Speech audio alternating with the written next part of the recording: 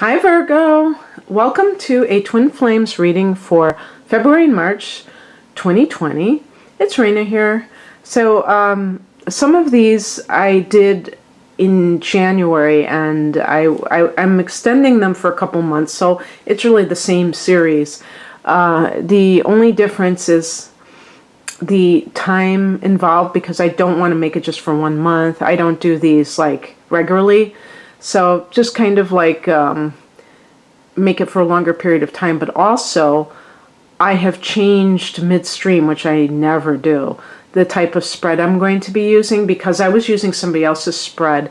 And it just, it was even, I couldn't barely read it, so it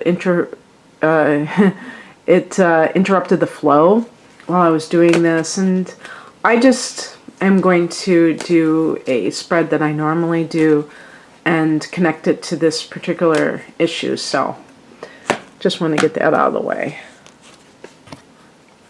Of course, you would have to get your card, wouldn't you?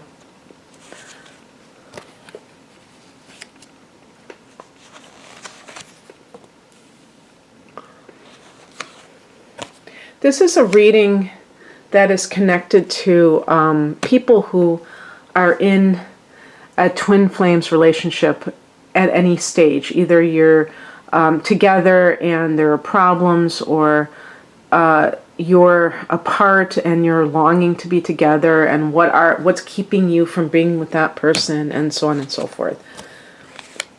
I wish I was an expert on twin flames because I think I could even give more to the reading. It's just something that I know is a popular type of reading on YouTube, and I want to tap into that because it seems to be like something that is on people's minds, and why not try to give people something that they like, you know? So anyway, the State of the Union, I've been calling it, or the reunion, is the Hermit card. So you may, or maybe this is the other person, be kind of keeping to yourself in general. It doesn't have to be just with this person. It could be with everyone in your life, that you are not being as social, outgoing, and going within, tapping into your own inner power and wisdom, and not that interested in having that 24/7 type of relationship that is required when you're with somebody in the flesh. Again, this could be the other person like this, and you may be, if it is the other person, you may be thinking, well, why don't they want to be with me? And it has nothing to do with you. It has to do with their own growth. I just did a reading for Aries, and one of the things I was talking about was this idea of, when people in twin flames, sometimes they are not together because of certain other factors, like one of the parties, or maybe even both, are in other relationships. And how do you navigate that? Well, one of the things is realizing that this is a very spiritual union, and to apply time demands to it is really not where it's at. So in other words, sometimes I'll get people who say, I really feel like this person and I are connected in a spiritual way. And for some reason they can't be with that person. Maybe that person is married. Maybe that person is like the hermit, where they are just kind of keeping to themselves. And in the best case scenario, they're doing so in order to hone their psychic abilities or their spiritual qualities, kind of like bring those out more, which are hard to do when you're surrounded by other people. Not to say that you can't, but you know what I mean. It's, people have the whole idea of the hermit or the monk. The idea is that solitude really can help people to grow spiritually. And therefore, it's something that others may not appreciate, when they're the one that is feeling shut out. but it's a necessary part of that person's evolution. And what I was saying is that the whole idea of our lives is for expansion, as far as I'm concerned. And sometimes when you're in a particular relationship, even a soulmate or twin flames relationship, you may be not really growing with that individual because maybe things are like too, I was going to say too good, but I meant too kind of like, is the word static? I don't know. Something that is where you feel complacent. You don't feel like, maybe it's too comfortable in a sense. And I think that life should be comfortable, but I also think that growth is always how we should, one of the main criteria for a relationship that is healthy is that there's growth involved in both people and that they feel like they can grow together. That they're like one person does not feel like kind of stagnant because of another person. And yet it does happen that way. And those two people may be twin flames, but they need to have their alone time. So that's what I really meant by that. How you came to this place is represented by the Knight of Swords. So if this is the other party, this would be like a man who is either younger, on the younger side, maybe under the age of 40, or just has a youthful aura about them. The air signs are Gemini, Aquarius, and Libra. This person could be a lawyer, a writer, somebody who is very outspoken. And even though this is associated with air signs, I wouldn't be surprised if it's a facet of you. Virgos tend to be quite cooperative, willing to go along with the program, and that can lead to being treated in a way that is, I wouldn't call it necessarily outright abuse, but it can be being taken for granted.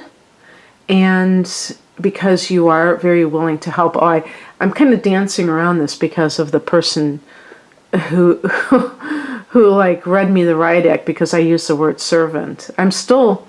You're probably, whoever that person was, if they watch this, will probably saying, oh, she's still triggered by it.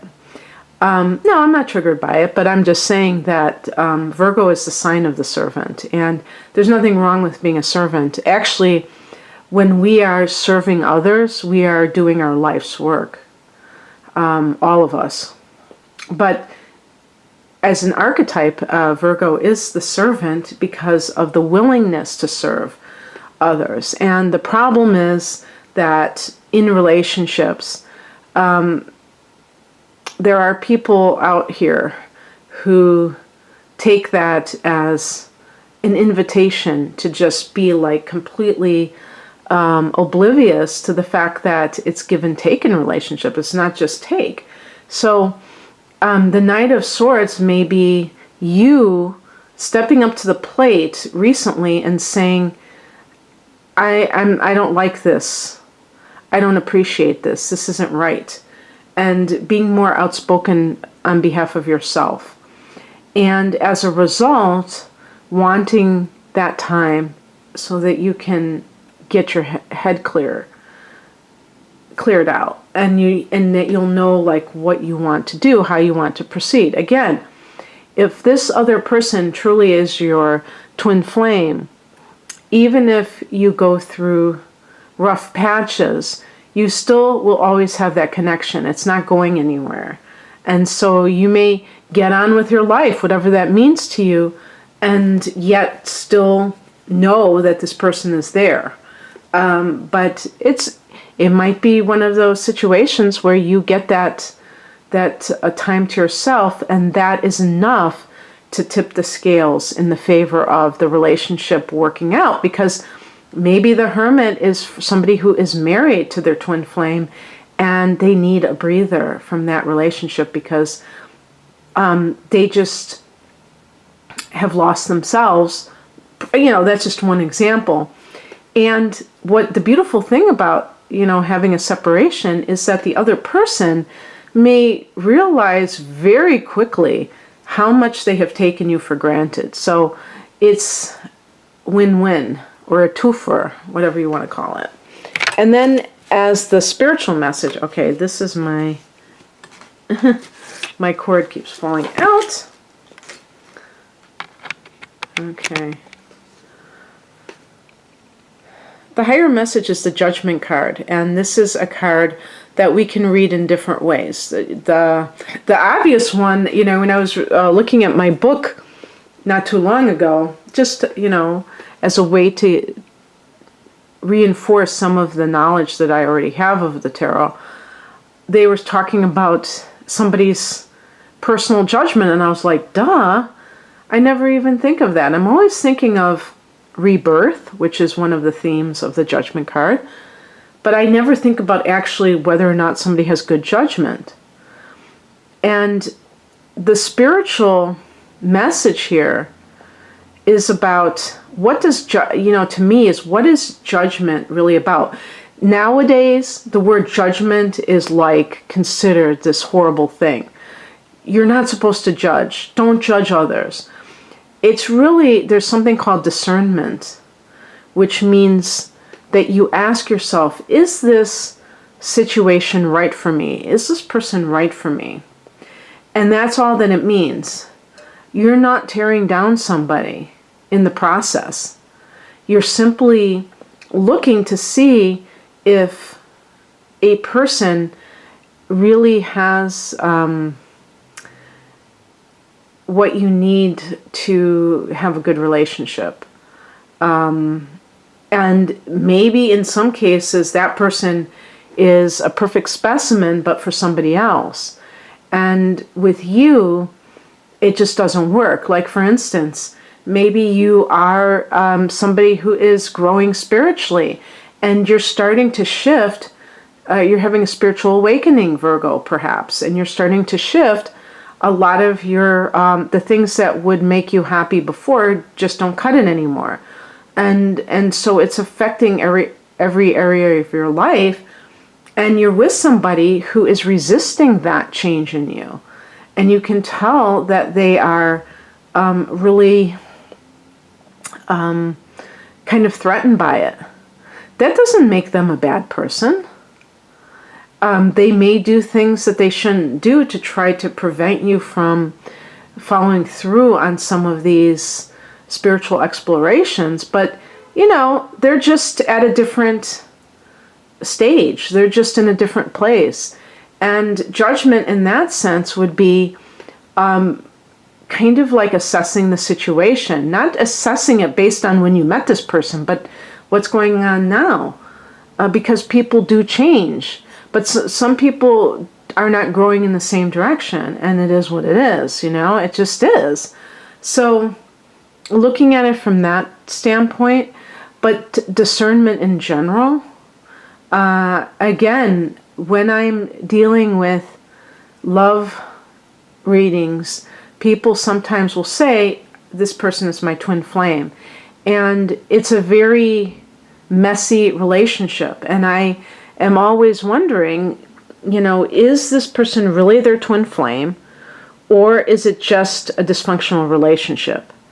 And would this person be able to know the difference? Now, sometimes they might be able to, because of a certain knowing that transcends the intellect, that really is just going to the heart of their own soul. And they can tell that this person has an important part in their life, in their journey. And nobody, but the thing is, it's not about, but even in those cases, you still have to assess whether or not you can be in a good relationship with them now. Maybe somewhere down the line, maybe in your next life or in between lives, you're going to hook up again and say, wow, sorry I did that to you, but I had to experience that other relationship or that addiction. I had to experience it. It was part of my soul's mission. And it kept us apart, but we are together now. You know, those kinds of things. We're reunited now. So really discernment is not about tearing somebody down and, you know, personal attacks, and even like looking at them as a bad person. It's saying, are they right for me? And me right now, not me, a future version of myself. But the rebirth part of it also can come into play, where you really feel like you are growing and this is affecting this relationship. What crosses you is the Queen of Wands. This is a Sagittarius. Now, come on, it could be Leo, right? But fire energy with the feminine principle attached to it, even like water element attached to it. So fire and water, so emotional. What could that mean? It's in the challenge position. I think sometimes with Virgo, there is a lack of, you know, emotions in a general sense. What I mean is trying to rationalize feelings rather than feel them. And, excuse me, this can lead you to obscure the issue. And because you're obscuring the issue, it's hard to really see it as it is. So that's one take on it. Another thing is being able to have the confidence to, you know, ask for what you need. Or actually, I don't even like saying ask for what you need, because then you're still asking permission, stating your needs and saying, I need this. Maybe the Hermit is something that you want to do. Maybe you want to separate from a partner you're living with, or you want to, if you're on again, off again with a partner, and now it's off again, you may need to tell them that you are going to be doing your own thing for a while. And that may feel very uncomfortable because of the other person. You know how they're going to react, and you have to be able to be like that. And, you know, I think of the Queen of Wands in the challenge position, and this would be, it's funny because I could see this for a Virgo. If you have Mars in Leo or something like that, where it's kind of like an overbearing thing, you know, Mars in Leo can be very kind of like a diva. And so even if your sun is in Leo, or if you're a Virgo but you're very close to Leo and you may have some of those qualities, is that ability to assert yourself without being aggressive, and not to like maybe, that's why I said if you have Mars in Leo, or if you have the moon in Leo or Aries or Sag, any fire energy that is very independent,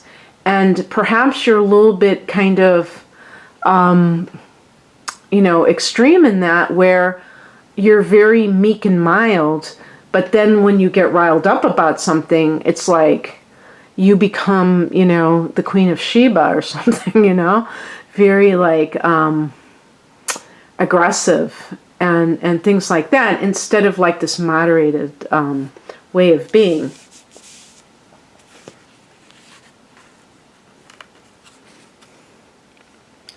Some of the, you know, the upcoming energy that could be like coming in is, and sometimes this can be even advice, is represented by the Nine of Wands, which can be that you have to kind of get your fort well fortified, Maybe that's why it says fortified, because forts. In other words, we have a couple of transits coming up. Actually, this month we have a Mercury retrograde starting on the 16th of February. And then in May, we have a Venus retrograde. And I think that one, I think in May we have a lot of retrogrades. I have to double check. But I think that's going to be around the 13th of May or something around then. And in both of these cases, especially with the Venus retrograde, you may hear back from somebody that you are estranged from. So this person is a prime example of that. If you are currently separated from them, estranged, maybe they were the one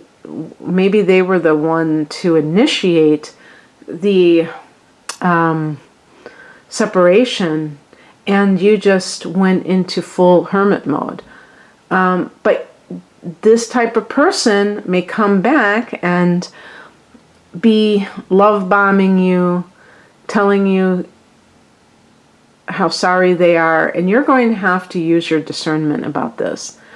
Like I said, I don't fully understand the twin flames concept in terms of, I know what the goal is supposed to be uplifting humanity, but what I don't understand is that sometimes it seems like one of the parties is very problematic.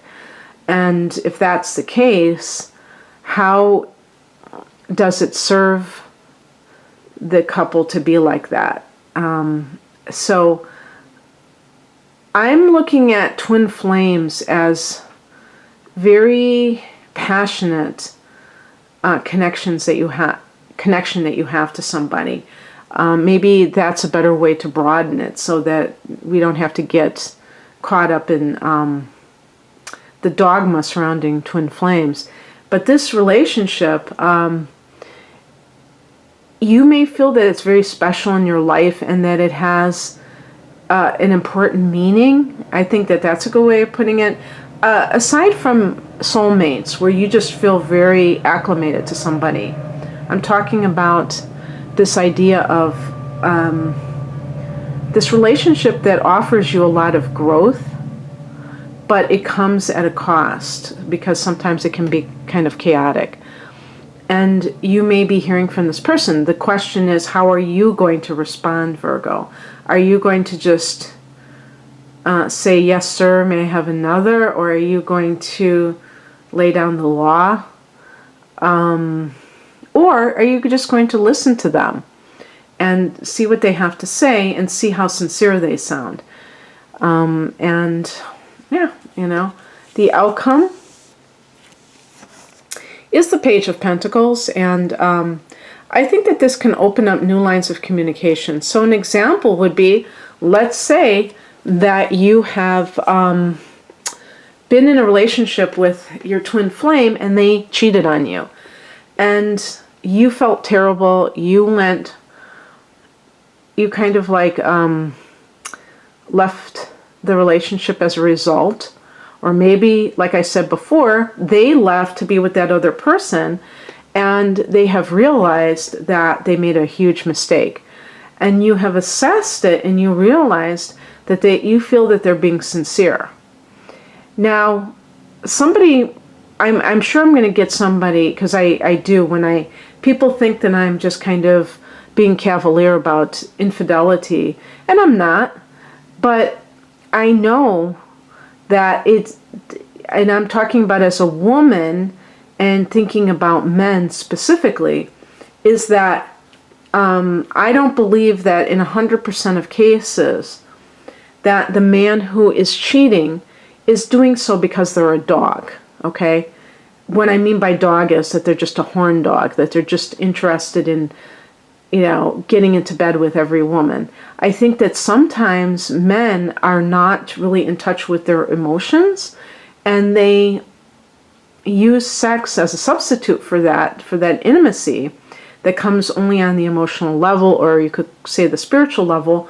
And it isn't until after they have done the deed, the dirty deed, that they see that they're not getting their emotional needs met, that it was just kind of a diversion.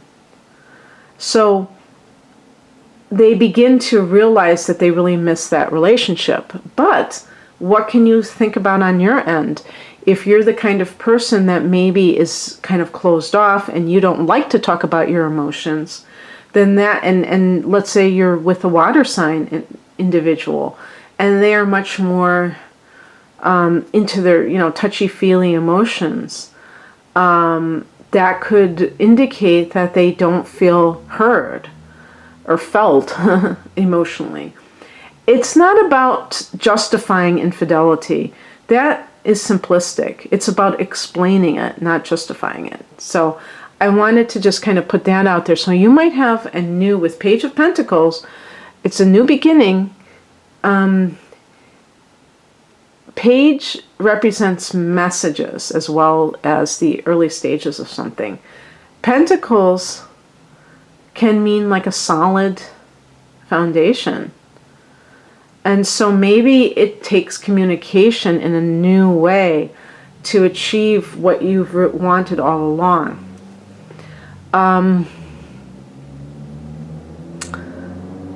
This could be, since you are an earth sign, this could be you, that you're experiencing a new kind of like way of viewing the world, way of viewing yourself. Actually, now that I think about it, you're having a couple of important full moons. The first one is happening on February 9th at, let's see, it's at 20 degrees of Leo. And this is going to be in your 12th house. And the 12th house is the house of self-undoing. So this is a great time to let go of things that don't serve you, that are keeping you stuck in karmic patterns that really prevent you from living the life that you deserve to live. So I'll leave that to you, what those might be. But then in March, and this reading is covering March as well, we have a full moon in your sign. And I believe it's 19 degrees of